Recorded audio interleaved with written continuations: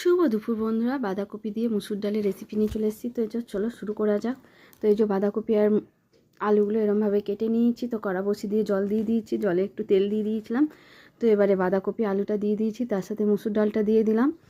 তো তারপরে দিয়ে দিলাম দুটো টমেটো আর কিছু কাঁচা লঙ্কা দিয়ে দিয়েছি। এবার একটু নুন দিয়ে ভালো করে নাড়াচাড়া করে এবারে ঢেকে দিয়েছি। তো এবার ঢাকনা খুলে দেখে নিতে হবে আলু, ডাল, টমেটো সেদ্ধ হয়ে গেছে কিনা। তো প্রায় সেদ্ধ হয়ে গিয়েছে, এই যে আমি দেখিয়ে দিচ্ছি। তো এই যে প্রায় সেদ্ধ হয়ে গেছে। তো এবারে এটাকে নামিয়ে নেবো। নামিয়ে নেওয়ার পর এবারে কড়া ধুয়ে এবারে বসিয়ে দিয়েছি। দিয়ে দিলাম তেল, তারপরে দিয়ে দিলাম শুকনো লঙ্কা দুটো, পাঁচফোড়ন, পেঁয়াজ দিয়ে ভালো করে এবার লাল করে ভেজে নিতে হবে। খুব লাল করবে না, তেতো লাগবে পেঁয়াজটা।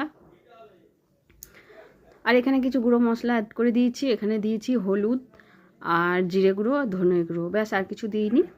এবার ভালো করে মশলাটাকে পেঁয়াজের সাথে ভালো করে কষিয়ে নেওয়ার পর এবারে সেদ্ধ ডালটাকে এখানে ঢেলে দেবো। তো এই যে ঢেলে দেওয়ার পর এবারে একটু ভালো করে নাড়াচাড়া করে নিতে হবে।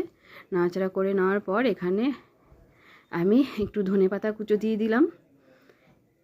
এই রেসিপিটাতে ধনেপাতা দিলে খুব সুন্দর লাগে খেতে।